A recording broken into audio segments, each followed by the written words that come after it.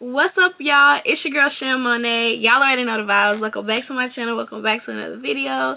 Let's go ahead and get right into it. I should've put you somewhere where no one can find you. Mansion out in sticks with nothing around you. Katy, Texas, Dallas, Texas, you know a different environment. You got desires. I know. You got desires. So as you guys can tell by that title and that thumbnail, you guys already know what we're getting into today. We're getting all the way into this BBL. Everybody is always asking me so many questions about it, and this video is really highly requested and long overdue. So I'm like, let me just go ahead and give the girls what they want. And guys, let me just go ahead and give you guys what you want. Let me just answer all your questions to the best of my ability. So yes, before we get into this video, make sure you guys go ahead and like this video. Comment below some questions at the end of the video. If I don't touch on everything, please do not be afraid to leave me a comment in the comment section with your questions. I promise I will get back to you. And also make sure you turn on those post notifications so you can be notified every time I drop a new video. And let's get into it. Okay, quick disclaimer. This is a surgery video. So I just want to say, if you are not a surgery girl, if you're not into surgery, this is probably not the video for you. Don't leave no negative comments under my video because I really don't care. And yeah. So a while back I did ask some questions on Instagram, just asking you guys what you guys wanted to know about surgery. I do have quite a few slides of questions, so we're gonna go ahead and get into everything. I want to start at the beginning of my process. I did have surgery almost this June will be 2 years. So I had surgery June 15th or June 16th of 2022, right? I had surgery June 15th of 2023. So this year will make 2 years that I have had since I've had surgery. Keep that noted, as when I'm answering all my questions, I have had surgery about 2 years ago. So a lot of things I waited to answer until time has kind of went by. You know, answering questions at the beginning are kind of tricky because your body is constantly changing and your process is constantly changing. So always keep that in mind when you're looking into surgery and doing your research. Just always keep that in mind. What you experience on day one is definitely not going to be what you're experiencing now. So I just wanted to have a little bit more experience with it before I came on camera and told you guys everything about it. But let's go ahead and get right into these questions. Okay, so the first question was, when did I have surgery? I had surgery June 15th of 2023. My mom also went with me. I did get a lipo 360 BBL and my mom got a tummy tuck. And to move on to pretty much the next question, I want to start at the beginning and kind of work my way down just so it can all make sense. Somebody asked me where I went. So I did go to Smart Plastic Surgery and I went to Dr. Shanklin. If you guys don't know who Dr. Shanklin is, he is an amazing doctor. I absolutely love him. I will be returning to him for another round of lipo. I was going to go in April. However, I have decided to push it back a little bit just because I have some other priorities that I want to take care of before I go in for another round of surgery. But yes, so that is who I went to.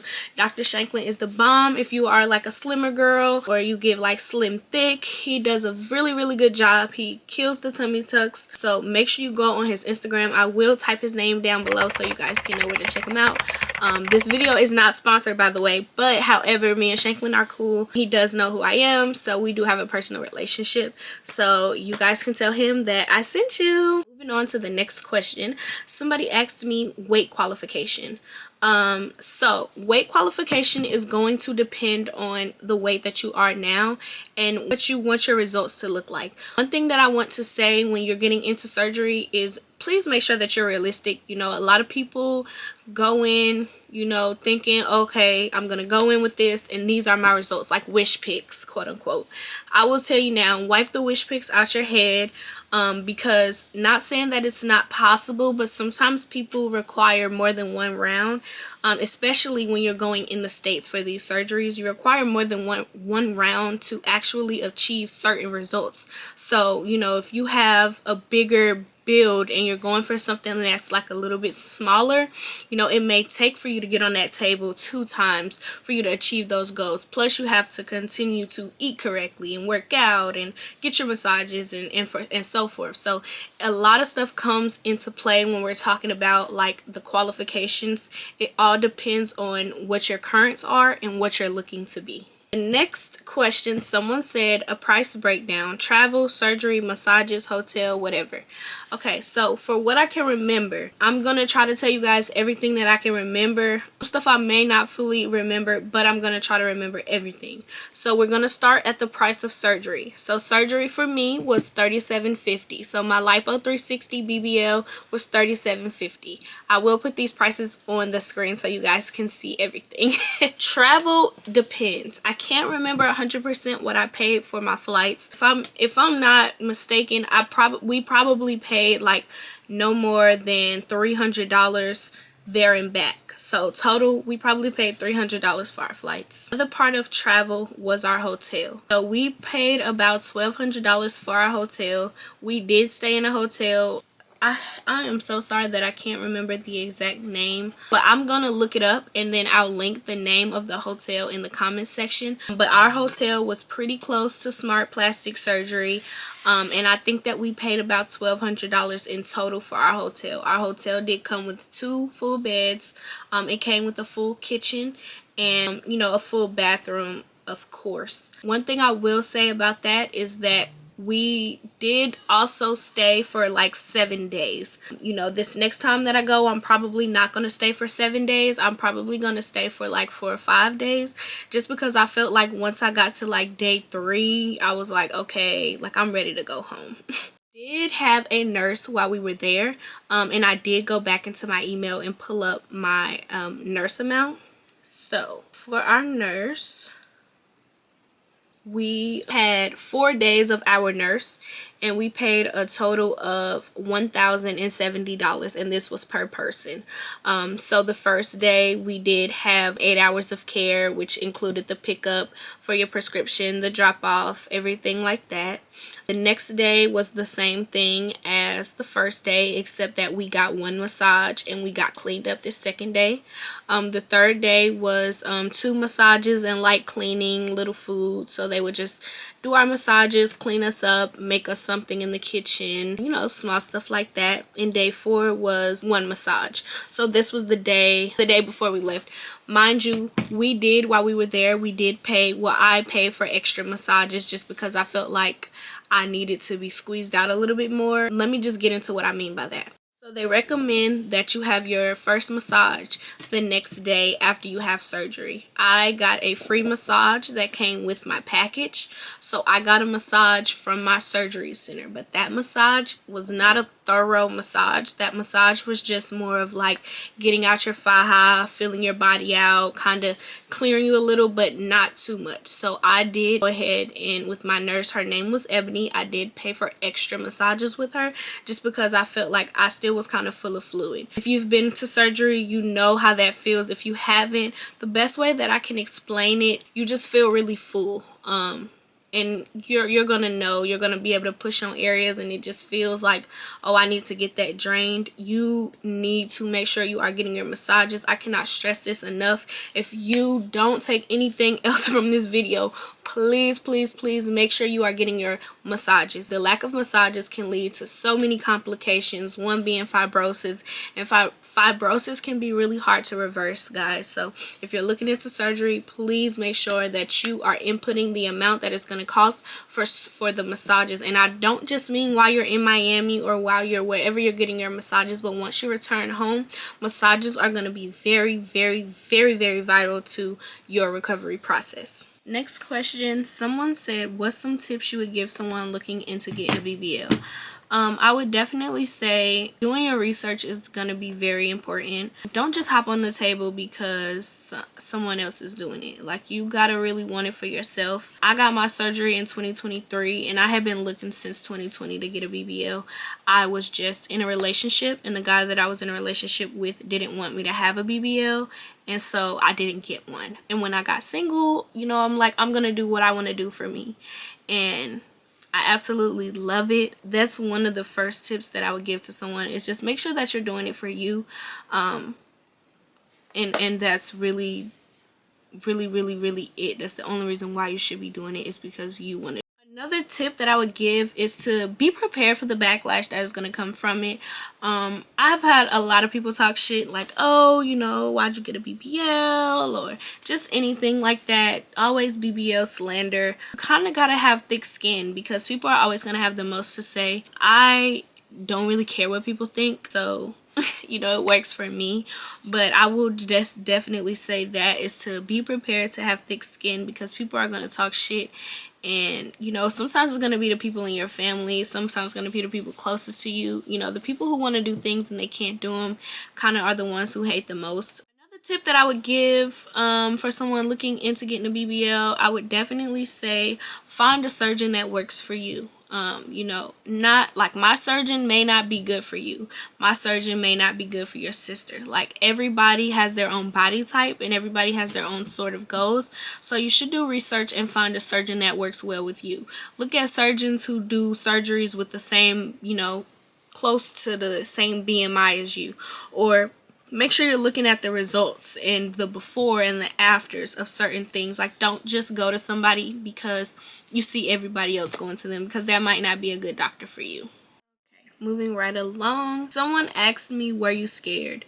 I won't say that I was scared. I will say that I was more anxious, more nervous than anything, because this was something new for me and I didn't know, you know, how it was going to be. But one thing that I want to, you know, kind of touch on is be in the surgery groups, but stay out of them at the same time. Like, I know it can sound contradicting, but sometimes people in those surgery groups, they don't put out the best information. And so when you're involving yourself in it constantly, it can ruin the perception of your experience. So always base your experience off of you and not what somebody else went through, if that makes sense. Definitely will say that looking in the surgery groups will have you feeling scared, or will have you like, oh no, like this is gonna hurt and with the whoop. And let me say this, it's not a painless thing. Like, it's gonna come with some pain and some discomfort. For me, that's what it was mostly. It was more discomfort than anything. I can't really say that I felt pain. I just felt extremely uncomfortable afterwards. So yes, for the first day, the first day was kind of like the day that I slept the most. You know what, let me just backtrack. We're gonna get back into that. Hold on. Okay, so someone asked me must-haves before and after surgery. So must-haves, I will definitely say you need to make sure that, you know, a lot of your what do they call them, like your labs are looking good. So like if you have low iron and things like that, there's pills, you know, hemo pills and things that you can take to make sure that you can get your stats to where they should be, so that you can have a smoother recovery process. That's going to be very vital, you know, to your process and your experience as well. You know, you want to make sure you go on the table healthy, so that you can leave off the table healthy. And that's the biggest thing. You know, don't try to sneak and drink and sneak and smoke. Like, when they tell you guys to stop smoking and they tell you guys to stop drinking, just stop doing it. You know, it doesn't hurt to stop it for just, you know, 30, 60, 90 days. Like, just stop whatever they tell you to not do, because if you don't, it can affect you afterwards, and it can affect you negatively. Oh, sorry, my camera had died, but we back. Okay, I can't remember exactly where I left off. Let's just keep moving along. Oh, okay, so must-haves, I was talking about that. So yeah, you're gonna want to make sure that you are taking any pills and stuff like that that can help with get your labs to where they should be, because you want to be healthy, of course, when you get on that table. So definitely the recovery process and tips on maintenance. Yep, that just kind of takes us back to what I was saying before about you making sure that you stay on top of your massages, you wearing your faja, you wearing your foams and your boards. I do have my foams, my boards, and my faja that I am going to show you guys. So let me just grab that real quick. Okay, so the first thing here we have is going to be your ab board, which will sit right here. So when you're wearing your faja, you're going to want to make sure that this is sitting right here. Then you have boards. Your foams. Foams are going to go on the sides. So So if I was to be wearing my faja, it would be like this. And I'm going to stand up so you guys can see.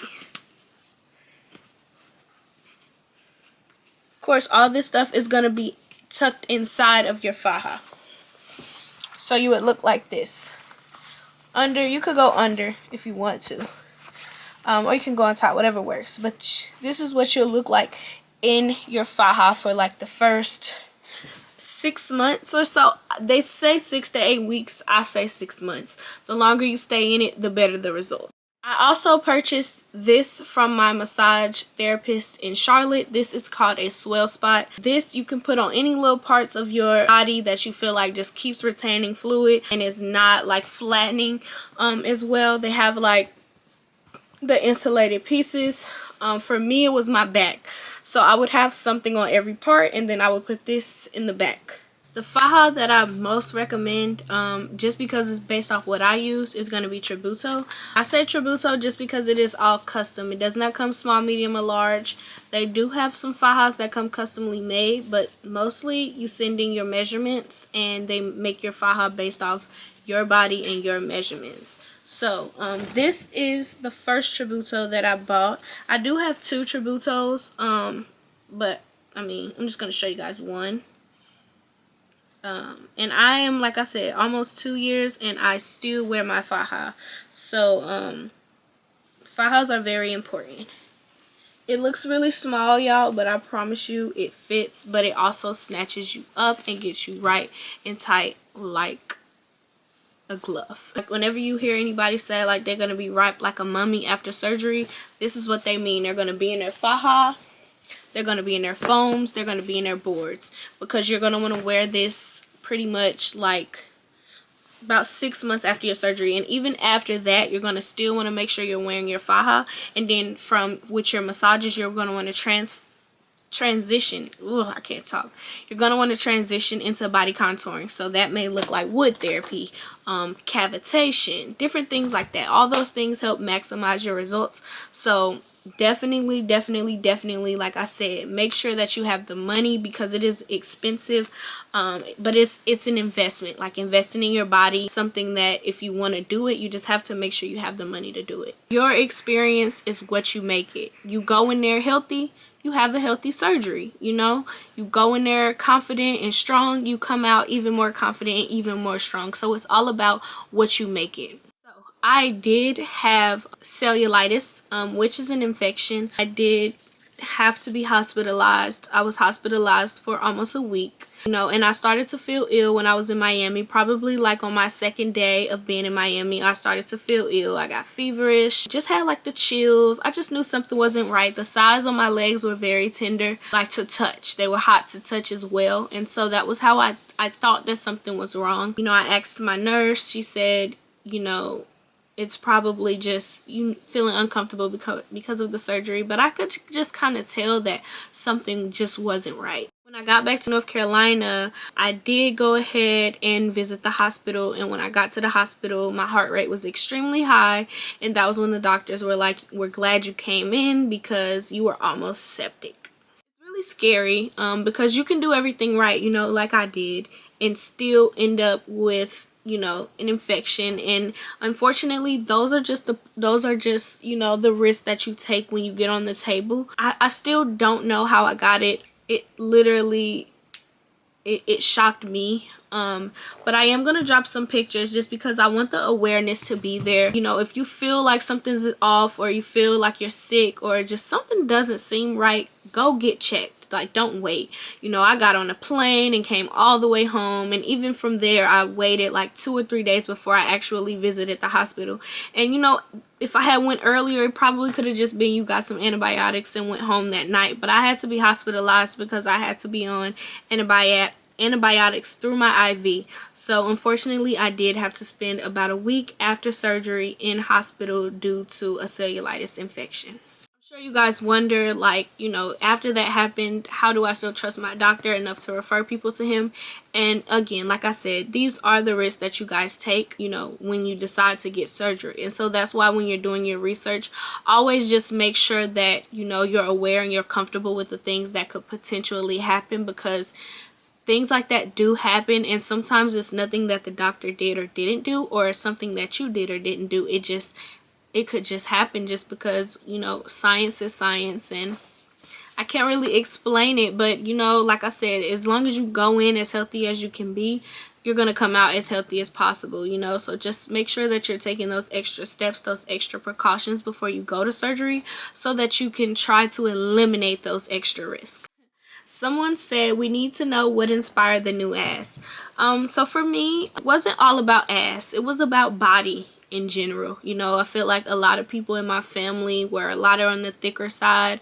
You know, I have a lot of like thicker and bigger people in my family, and I wasn't getting that, you know. And I have a daughter, she's almost 7, and I felt like, why am I not gaining the weight? Why do I not have the hips? You know, I wanted to look more like a grown woman. People already, you know, always think that I'm younger than I am, which is not a negative thing whatsoever.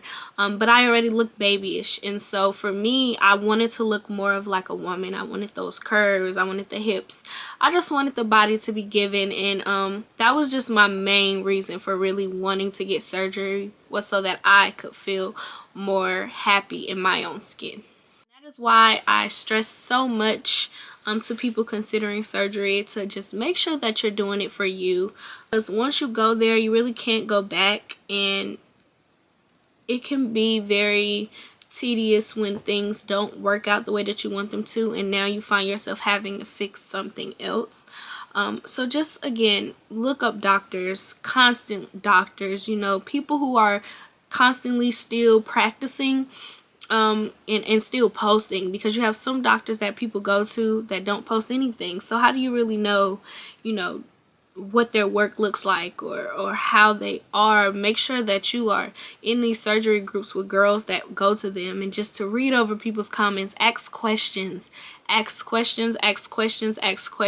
I said, if you guys have any questions that I'm not covering, please ask me in the comment section, and I will get you an answer. If I don't know it, I promise you I will figure it out. Another thing that I want to say is that if you have like any underlying like health conditions, you know, please consult your doctor first before you consider surgery, which you have to go see your doctor anyway, because you do have to do clearance forms, and so your doctor would have to clear you for surgery. But if you know that you have like underlying health conditions and it may be very risky for you, then maybe surgery is not an option for you. Maybe getting in the gym might be something that'll be better off for you, but I, you know, am always going to promote safety first. You know, your life is more important than any BBL and any tummy tuck and anything, so always just make sure that you're your healthiest self before you consider going, you know, under the knife or on the table. Someone asked me, am I happy with my results?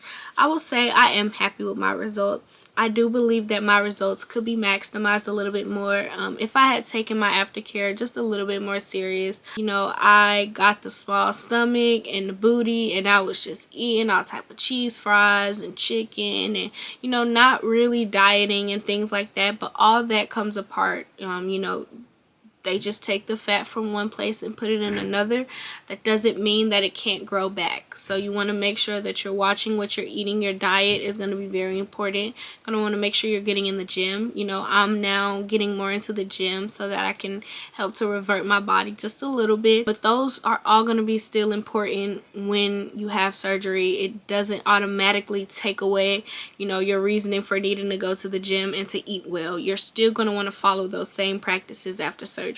I hope this video isn't too long. You know, I know people hate to literally sit there and listen to all the talking, but I wanted to try to give out as much information as I could possibly think of and remember. So if I did miss anything, like I said, please guys, don't feel, if you want to follow me on Instagram and message me personally, my Instagram will be linked right here. So make sure you go follow me on Instagram, subscribe to my YouTube channel, and I will see you guys in the next vlog. Thank you so much. See you later. Taking trips, come back at 6, wake me and your child, and then won't lay today. Make me wonder who you might have been playing with. Makes me wonder who you think you're playing with. I'm just myself to keep